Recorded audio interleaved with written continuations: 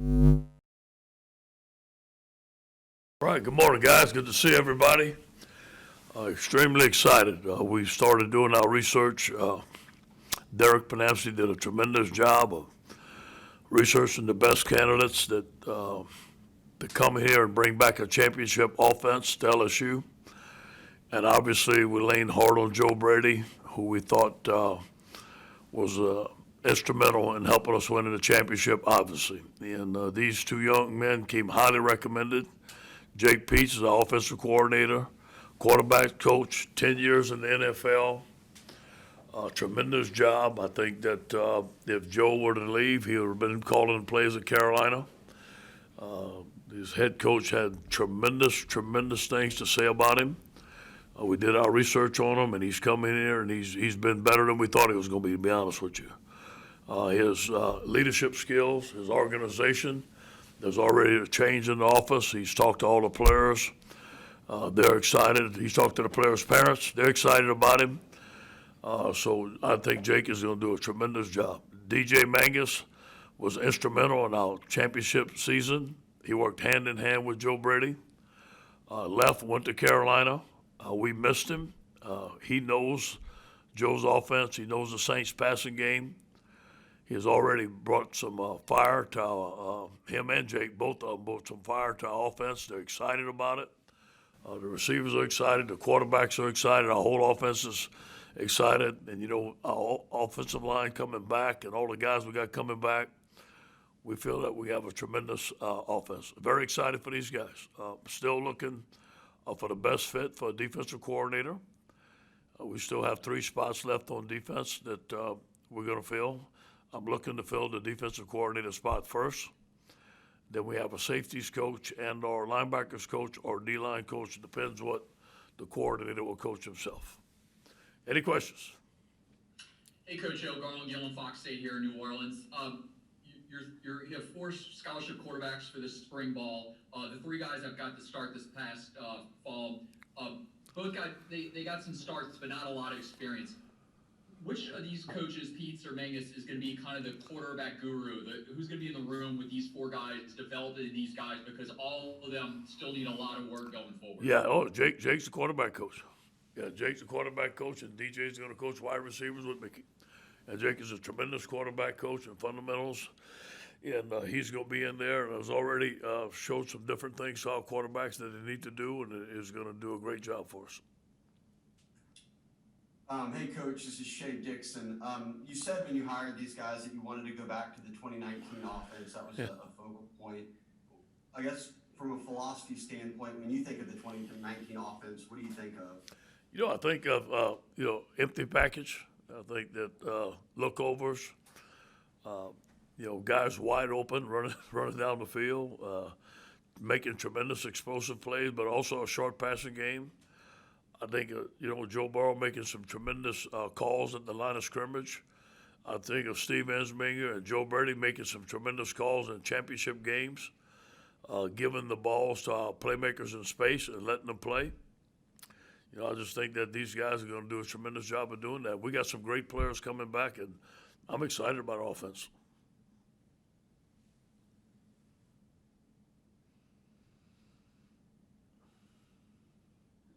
Ed, what led you to believe that there needed to be a change to be made on offense, and what in these 2 guys are what you'll bring and what you want the offense going forward? Yeah, first of all, I'm very appreciative of the job Steve Ensminger did. I love Steve.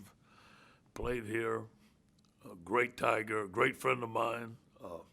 He helped me out when I needed a change, the culture in that offensive room, and he did it. He brought tremendous leadership. Like I said, he was like John Wayne every day. But, he was getting older, and I knew it was time for him to retire. I could feel it. He was getting tired. He gets in the morning, office in the morning at 5, gets out at 10 o'clock, and it was just time. I just felt it. And I wanted to go back to the things that we were doing. But you know what? Steve was a pro-style coach, and he learned the spread under Joe. But obviously, you're not going to learn everything because that's not what you do. So I wanted to bring the guys that are experts in the spread offense, and I got both of them, and I'm so excited about it. Hey, Coach. You mentioned, I think, on the radio show a couple days ago that Jake and TJ had already been talking to the players. I mean, just what has been your impression of the players' impression of both of those guys, and just kind of Yeah, how those conversations have gone? yeah. Knowledge is power. Those guys have come in with tremendous knowledge, the tremendous love for the game. They're gonna get to know these guys. Every guy that has met with them has come out with their eyes wide open. Coach, yeah, where to go? One of the biggest things I could give these guys is a compliment from John Robinson. John Robinson, as you know, is a consultant for me, and sat in an offensive meeting, and he comes out rejuvenated. He says, "Coach, you got the right guys. This is going to be great." If John believes in it, I believe in it too. And obviously, in the past, there have been breakdowns like, one handles third downs, red zone, things like that. What do you imagine the responsibility breakdown between DJ and Jake to be? No, we're going to talk about it. Obviously, Jake's the offensive coordinator. DJ's the passing game coordinator. We're going to see what's best. We haven't actually talked about that, but I do see them up in the box together, just like Steve and Joe were, and him helping Jake call the plays. We haven't discussed third down yet, how we're going to do it, red zone, how we're going to do it. But whatever's best between those two, whatever the best fit is what we're going to do. And these guys seem to be your first two choices on offense. Yeah. Obviously, you didn't get your guy on defense, but this is not unusual. Just talk about you didn't get maybe your first choice, but talk about how the coaching search goes. You often don't get your very first choice. And the fact that you got two of them is probably pretty good. Yeah. And you know what? Really, the priority for me was getting the right guys on offense, because that's not my specialty. And I knew that I could wait and get the right guys on defense, and I think we're going to get them. I know we're going to get them, and I have a good feeling who it's going to be. I just have to be patient and wait till the right time. But knowing that I can help on the defense, it gives me some security. Knowing that we can wait and get the right guys. We still got 3 spots open, but I feel good that it's going to be the right people. We've interviewed some outstanding guys. It just wasn't the right fit. Either wasn't the right fit for me or wasn't the right fit for them, maybe too far away from home or stuff like that. But we did go after the top guys that were available. But we do have a couple guys that I think that are special. I just have to wait till the right time. Ed, how was it important for you to, I guess, kind of go younger? Somebody in his late 30s, early 40s, not saying old people ain't good, I'm old, but going younger to relate to the players and to understand modern offenses. Exactly. Younger knows the spread. I mean, those young guys know the spread. We weren't born in the spread. We weren't raised in the spread. So those guys were experts in the spread. They just happen to be young, but they're bright and they're very smart, innovative. They come from a different era. We were hard-nosed football coaches, basic football coaches, get after them. These guys, PowerPoints, organization, very smart. You go into an offensive meeting, you could be an IBM. I mean, this guy he's very smart, and it's just different. And they were raised in a different era, and I'm glad that we brought it to LSU. Coach, you mentioned that the guys really impressed you since they've been in the building and in the facility. What have they done that's kind of, or is there anything you can point to that's really demonstrated that, or really surprised you? I think the organization, the details in which they go about their business, looking at our tape and making corrections already, bringing in some new plays, new style, just a new voice, new energy, new thoughts. Change is good. And like I said, Steve Ensminger did a tremendous job. But I think we got as much as we can out of him. I know he's joined retirement. He's going to come back as an analyst.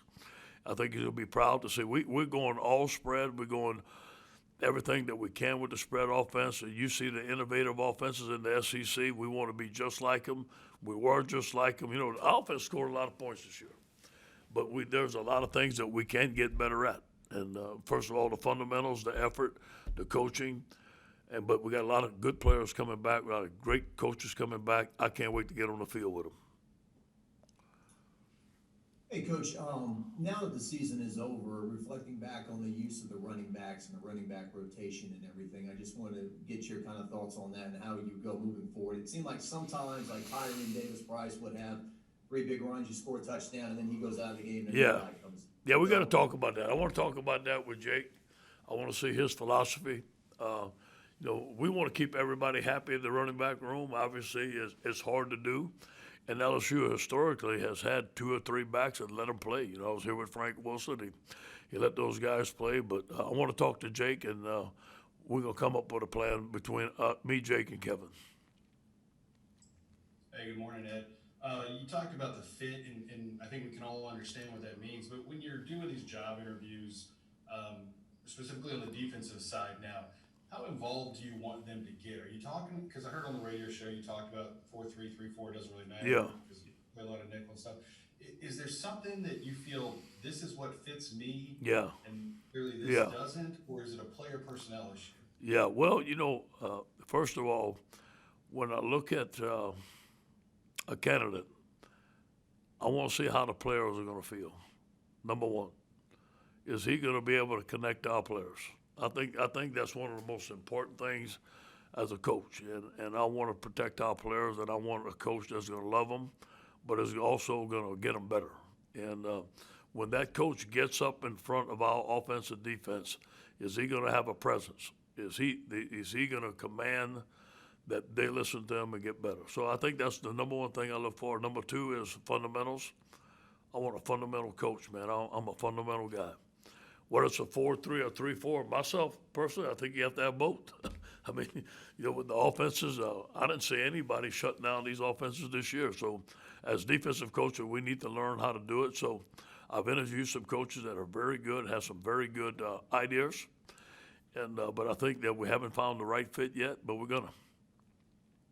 You got time for one more, Ed? Coach, forgive me if you answered this earlier, but is it an open quarterback competition this spring? And how do you look at that? Because it's a very crowded. Yeah, it's very interesting. Obviously, and it's a new offense. I need to talk to Jake. We need to make some decisions there. And but those decisions, we're not ready to announce that. Obviously, somebody's going to have to take the first snap, but it's always going to be a competition. It's always going to be the best guy plays, the quarterback, the offensive line, the wide receivers. It's always a competition.